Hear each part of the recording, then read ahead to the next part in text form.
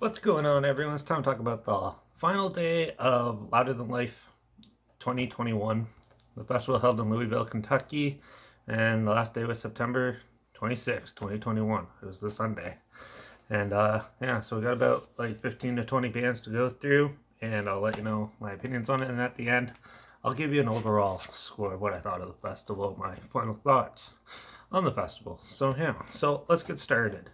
So, first up on the day, remember also that there's three stages: the Loudmouth stage and the Space Zebra stage. They're like two main stages, same size, and they're like side by side. And then there's a side stage called the Disruptor stage. So there might be some like smaller bands in between and stuff because they tend to overlap what was going on the main stages. So yeah, but yeah, kicking off the day was Aaron Jones, which is he's like a grunge rock, blues rock type of guitarist with a backing band from Seattle, Washington.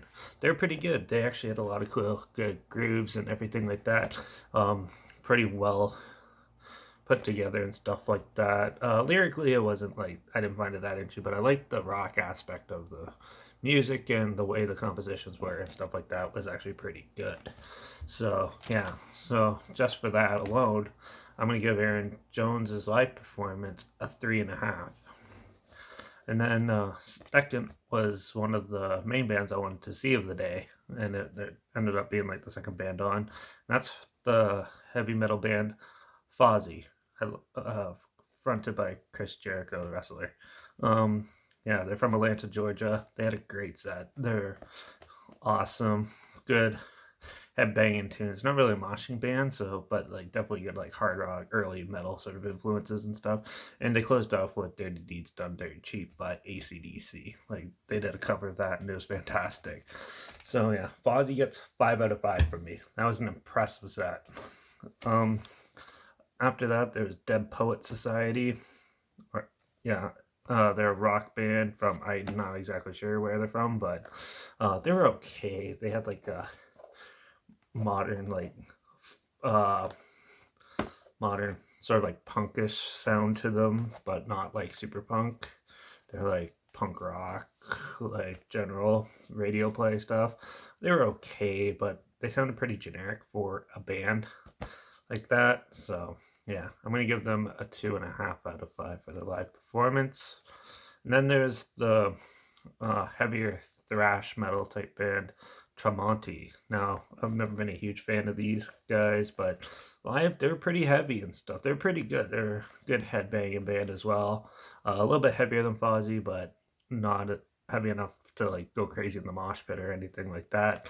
But they're still pretty decent. I'm not exactly sure where they're from, but I know like half the band plays in like Alter Bridge and stuff. So yeah, but they're still pretty good. I'm gonna give them a 4 out of 5. Then there's Teenage Wrist, the alt rock band from Los Angeles, California. I wasn't huge into these guys. They weren't really my thing. They were almost like grunge rock, but it was like a duo. And yeah, I always saw like one or two songs by them though, and I wasn't really thrilled with them. I'm gonna give them a 2 out of 5 for their performance. And then I was actually pretty surprised with this next band. Uh, they're like a punk rock, hard rock band called Bad Flower from Los Angeles, California as well. And yeah, they were actually pretty impressive. They had some catchy choruses and stuff like that, almost like pop punk style. And then they had some pretty good like heavy riffs and stuff on the guitars and good beats and stuff. So yeah, Bad Flower was pretty good. So I'm gonna give them a 4 out of 5. Then I got blown away by this next band. It's a band from Ulaanbaatar, Mongolia.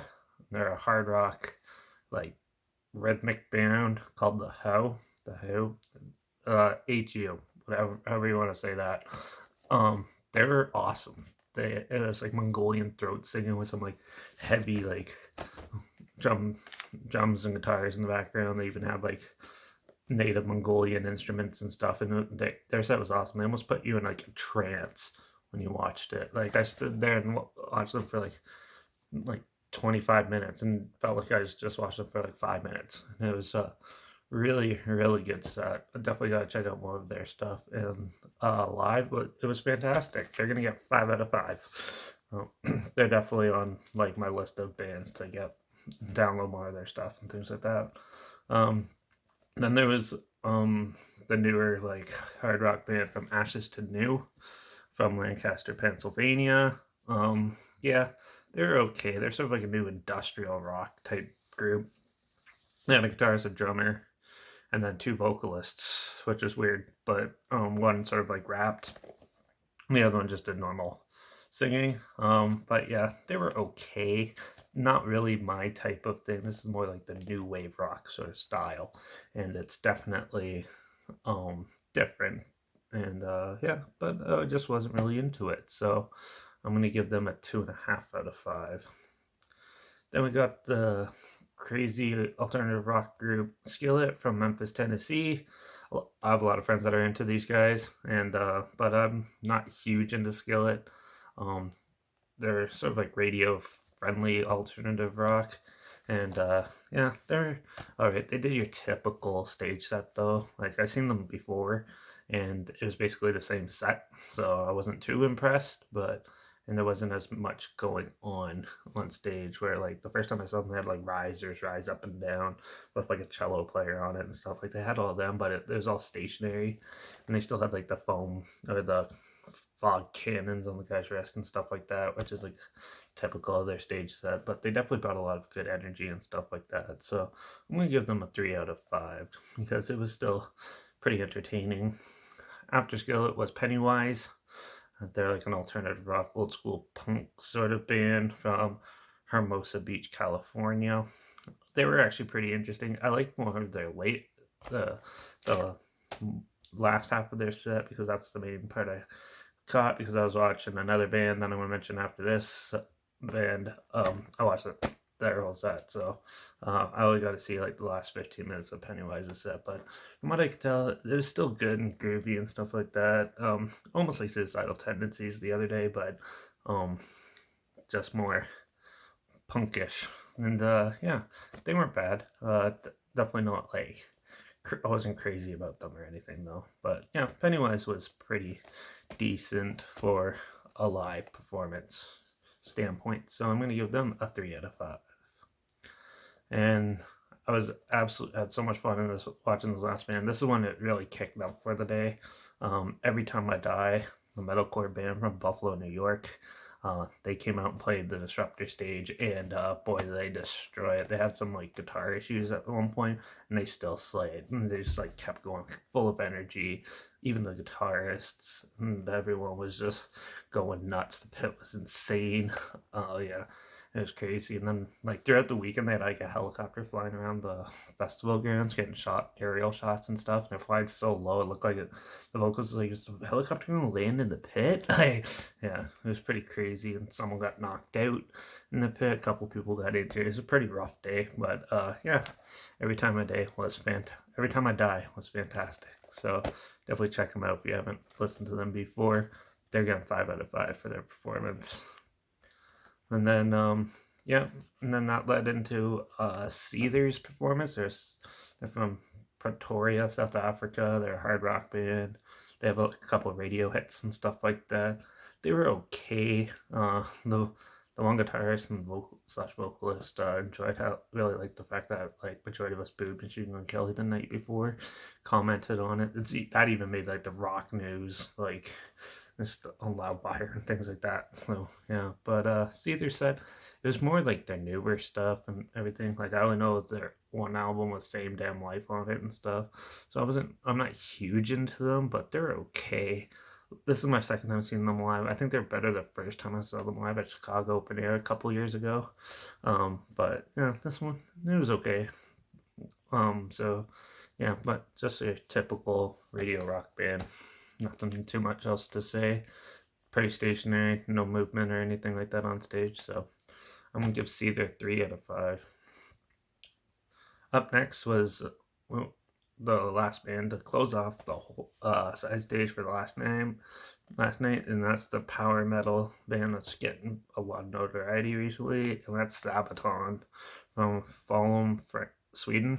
And yeah, they're fantastic. They always have like a tank sort of like drum kit set up. It looks awesome. And then oh yeah, the riffs in their songs and stuff just are awesome. It was such a good power metal set, and definitely a lot of good crowd surfing moments, a lot of good moshing going on and stuff for them, and quite a turnout too for them. It was pretty sick.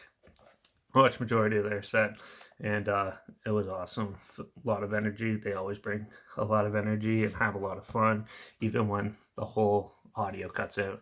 They still rock out and have fun as if it was still going on. So yeah, Sabaton gets 5 out of 5. Then we get to the three giants of the night. First up was Breaking Benjamin, which is your normal hard rock band from Wilkes-Barre, Pennsylvania. I only know their Phobia album, which they did like the Diary of Jane. Obviously, they closed off with that song. Their set was okay. This is when I went and like ate and got like a whole bottle of beer and stuff, so I was really paying attention to the after set. But for what they were, it was pretty good. They still have like quite the heavy sound live, and yeah, they definitely had some fun moments, especially with the second half when I caught them. So yeah, Breaking Benjamin is good. This is my second time seeing them live too. So yeah, but it was pretty good set. Not gonna lie. I don't know if I'd go see them if they were like headlining, but yeah, but still, it was a good little treat. This was the spot Mudvayne was supposed to play in. They were the main band I wanted to see, and then they got dropped off. But yeah, not the bill because of COVID nonsense. Anyways, yeah, Breaking Benjamin, I'm gonna give them a 4 out of 5. They're pretty good. And then finally we got to the last two, and probably the most notable things that happened at the festival. And these last two performances basically solidified how great the festival is. And yeah, so first up we had Judas Priest as the co-headliner, the traditional heavy metal titans from Birmingham, England. I love Judas Priest. They're like one of my all-time favorite bands, and that's my second time seeing them live.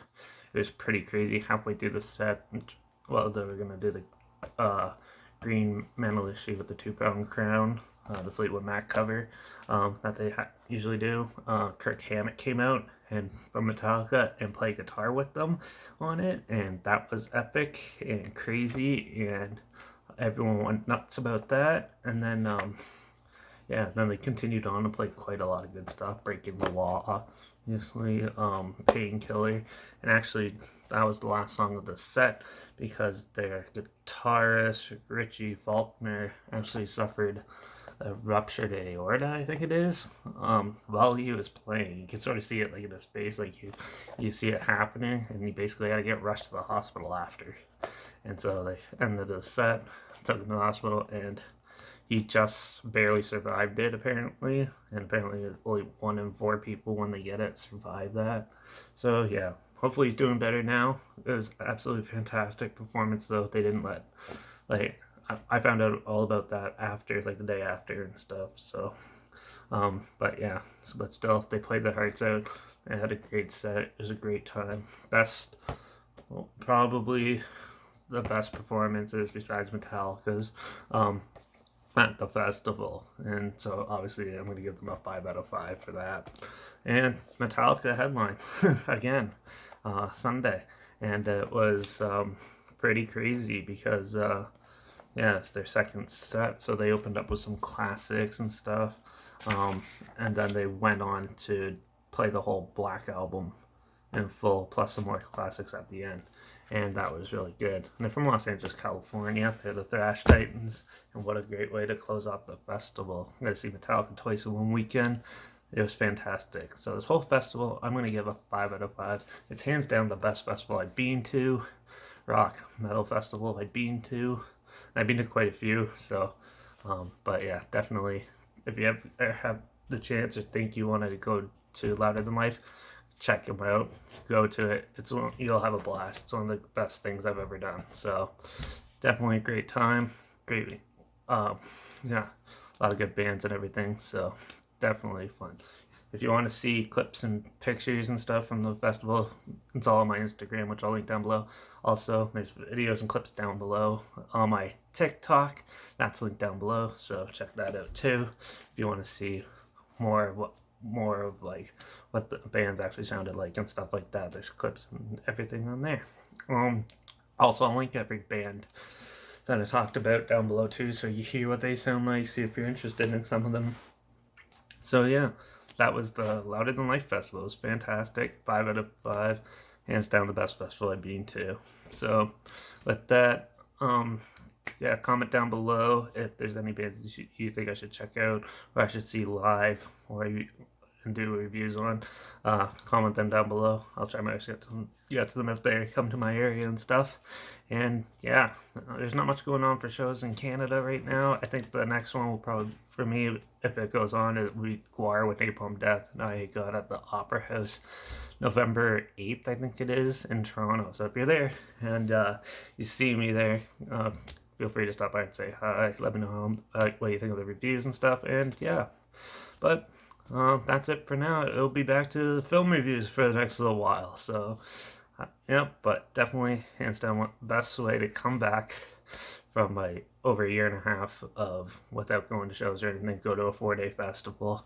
It was one of the best times of my life, and it was a pain in the ass to get back into Canada, but definitely worth the trip and the money. So, yeah, you gotta live a little, right? Spend some money, have fun. Don't just stay cooped up at home and don't listen to the government all the time.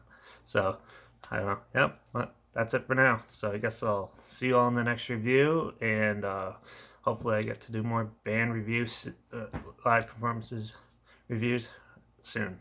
So I guess I'll see you all in the next one, and yeah, till then, rock on.